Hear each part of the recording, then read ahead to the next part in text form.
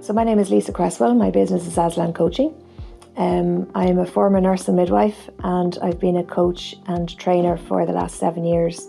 My tagline, I suppose, is that I help people become the kind of leaders people can't wait to work for. So I do a lot of leadership coaching and training. I'm actually Ireland's only coach that's accredited to issue CPD points for coaching. So that's really useful for professionals who have to gather their CPD points, and sometimes at the end of the year they're scrabbling to do workshops or whatever to gather their points in order to re-register with their professional body. So coaching is a lovely way to gather those CPD points because it's professional development, it's personal development. I've had clients say to me that, through different college courses and other things like that, that coaching, one-to-one coaching is the most impactful personal development that they've gone through. So the CPD points is really a unique value add for my clients. I suppose what I've kind of found myself in the area of most, or what tends to come to me quite a lot, is the really nitty-gritty issues that leaders face that don't appear on YouTubes and don't appear in magazines and articles. The day-to-day stuff that they're facing, that often they don't know where to turn to. Sometimes managers and owners of small businesses know their sector inside out. They may have grown their team, but they may never have had any people management training or leadership development. And that's where I come in as a coach and sometimes as a trainer in terms of going into the company and training groups of managers together. Leadership development is something that is ongoing. There's never an end point. And the people who do invest time in leadership development really see around the world, the return on investment is generally 7 to 8 times the initial outlay, if you like to call it, on coaching.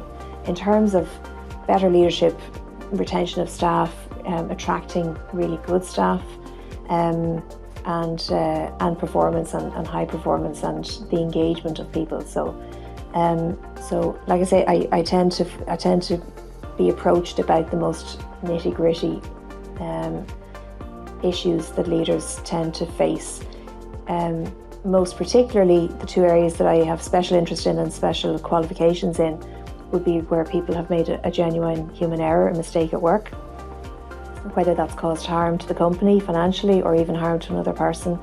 That's a really difficult issue for a business owner or manager to face.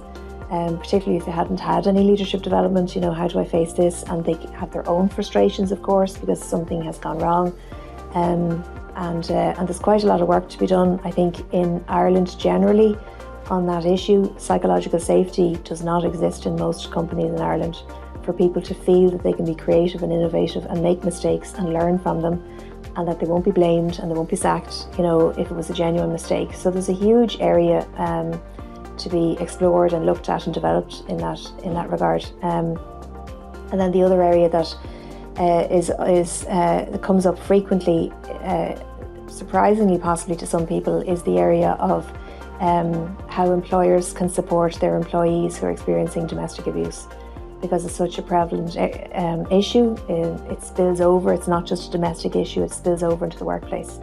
They reckon about 75% of it spills over into the workplace in terms of whether somebody's not safe at work, whether they're approached at work by the perpetrator, or whether it's loss of performance and loss of focus and sick days and days out. So there's a huge strategy now in place by government. They started to put it in place last summer, and it's rolling out to really raise awareness for employers on how they can be the lifeline for that person, how the workplace may be the only safe place that person is during their day, and simple ways that employers can help without having to be the social services and without having to be the emergency services. And this, of course, is an issue that you don't see talked about on LinkedIn or Facebook, but actually this is what leaders in real life are facing every day.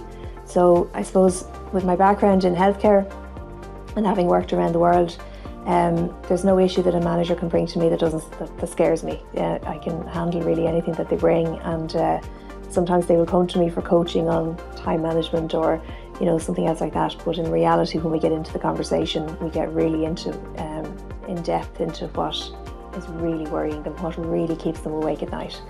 And one-to-one coaching is a very effective and impactful intervention in helping those leaders feel more empowered so that they can handle whatever comes to them.